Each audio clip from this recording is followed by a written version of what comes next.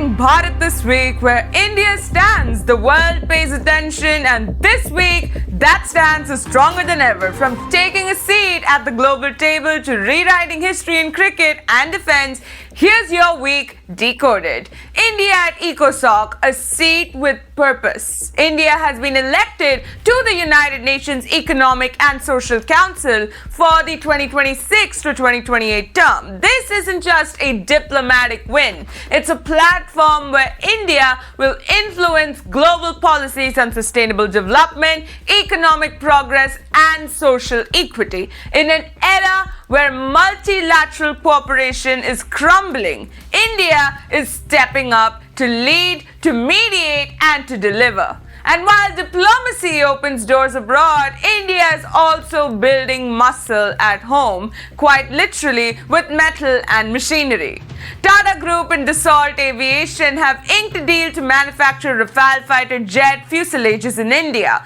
This is the first time production will happen outside France, a massive endorsement of India's growth defense manufacturing ecosystem under Atmanirbhar Bharat. From buyer to builder, India's defense narrative is transforming. And speaking of transformation, few stories this week were as emotionally charged as the one that unfolded on the cricket field and later, tragically, just outside. RCB's first IPL title, Virat Kohli has done what many believed was written in fiction. He's led Royal Challengers Bangalore to their first ever IPL title. In the 18th season, his gritty 43 laid the foundation of a 190-run total, with Krunal Pandya and Romario Shepherd sealing it with the ball. It was a night of celebration, a moment fans had waited 17 years for. But joy turned to mourning within hours. A stampede outside Bengaluru's Chinnaswamy Stadium during RCB's victory celebration left 11 dead and over 50 injured. Authorities are now under fire over crowd mismanagement, a historic win overshadowed by a preventable tragedy.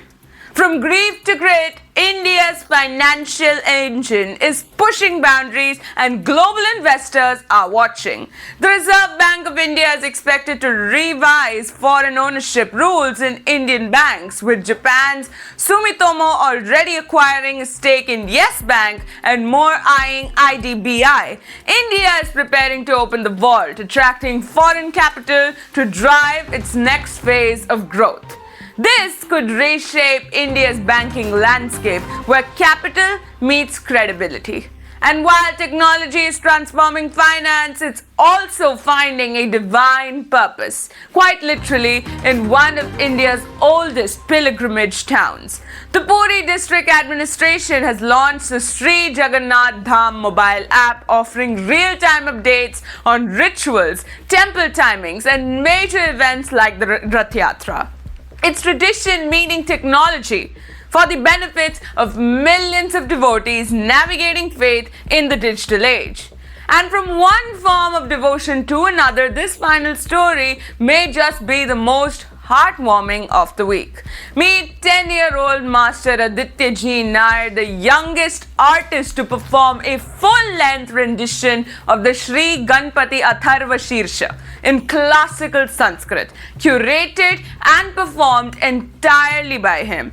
This is not just musical talent, it's a spiritual calling expressed through linguistic purity and cultural depth. And that brings us to the end of this week's journey, where headlines weren't just reported, they were lived. From diplomacy and defense to cricket and culture, Bharat isn't just participating, it's shaping the narrative. I'm Laura Anika, and I'll see you next week with more stories that define who we are and where we are headed. Until then, Jai Hind.